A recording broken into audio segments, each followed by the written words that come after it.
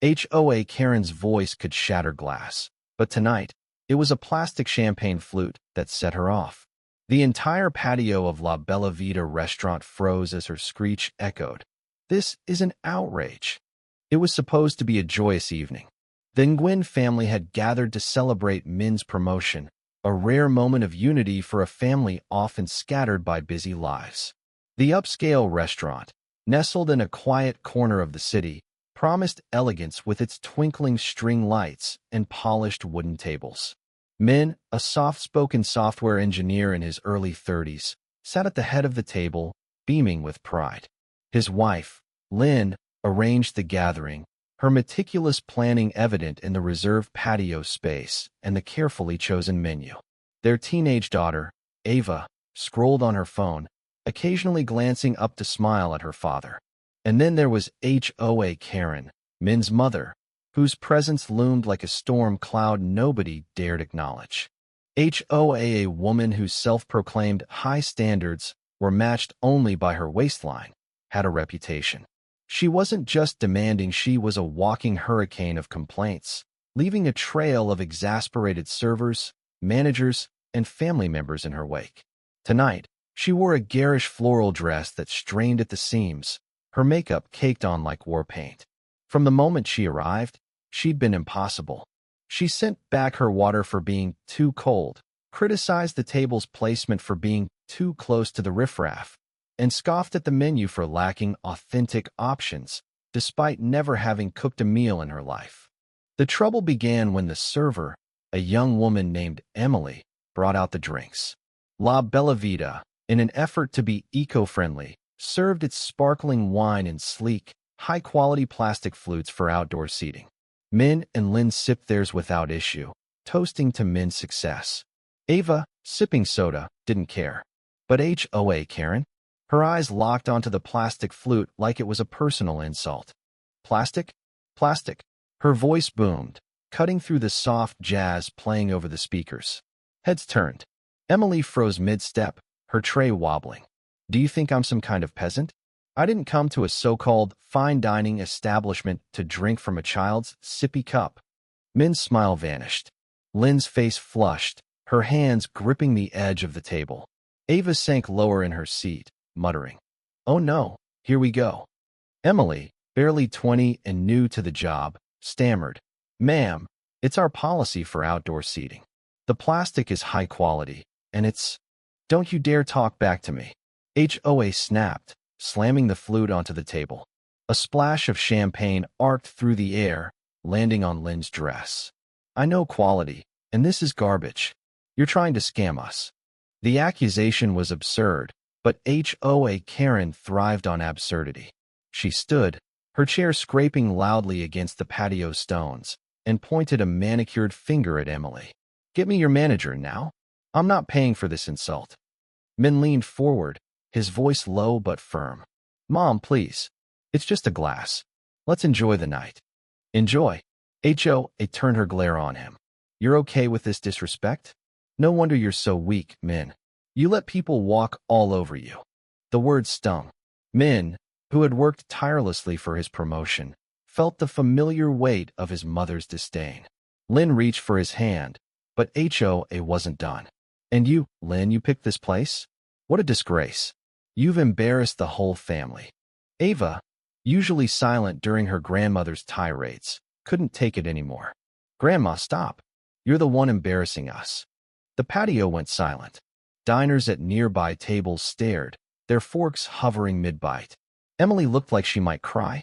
Hoa's face turned a shade of red that rivaled the sunset.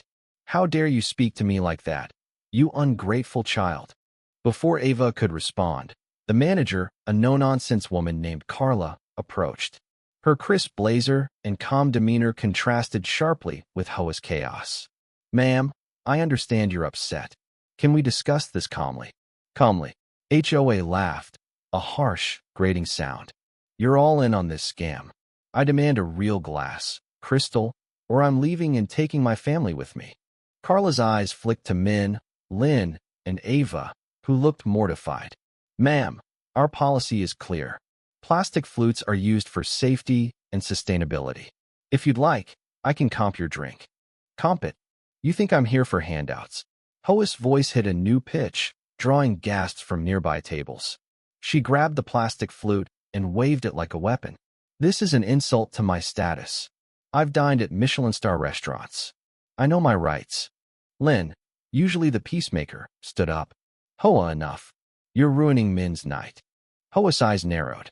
Oh, you're turning on me too? After all I've done for this family.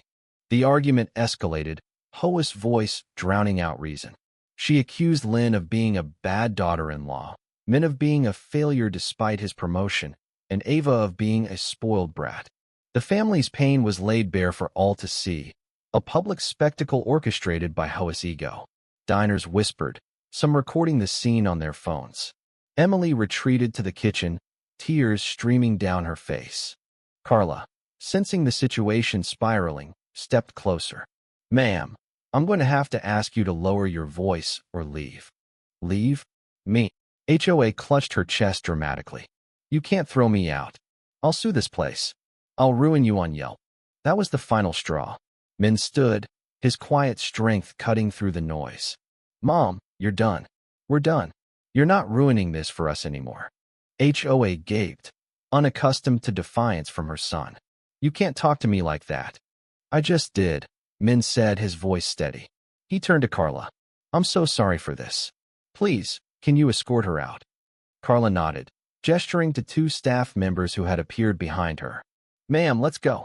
Hoa screamed, a sound that echoed across the patio and into the street. You're all against me. You'll regret this. She grabbed her purse, knocking over a water glass in the process, and stormed toward the exit, the staff trailing her to ensure she left. The patio erupted in murmurs as diners watched her go, some shaking their heads, others clapping quietly. Min sat down, his hands shaking. Lin wrapped an arm around him, whispering, You did the right thing. Ava, still flushed with anger, muttered, She's always like this. Carla returned, her expression softened. I'm sorry you went through that. Your meal is on us tonight. Min shook his head. No, we'll pay. But thank you. And please, tell Emily we're sorry. The rest of the evening was quieter, but the weight of Hoa's outburst lingered. Min, Lin, and Ava ate in near silence, each processing the public humiliation. Min felt a mix of guilt and relief stood up to his mother, but at what cost? Lin worried about the family's future, knowing Hoa would hold a grudge. Ava, though, felt a spark of pride in her father's courage, even if it came too late. As they left the restaurant, Min glanced at the chalkboard sign by the fence, where someone had scrawled the night specials. In messy handwriting, it also bore the words of their story's title, as if the universe itself had taken note of Hoa's downfall.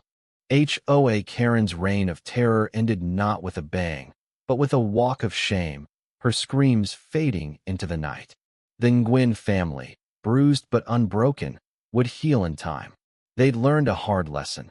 Sometimes, standing up to a bully means letting them face the consequences of their own actions. Hoa's pride had been her undoing, and the plastic champagne glasses symbol of her petty rage would be the story's punchline for years to come. The family drove home, the city lights blurring past them. They didn't speak of Hoa, but they all knew things would never be the same. Sometimes, the loudest voices are silenced not by force, but by the quiet strength of those who refuse to bow. The end.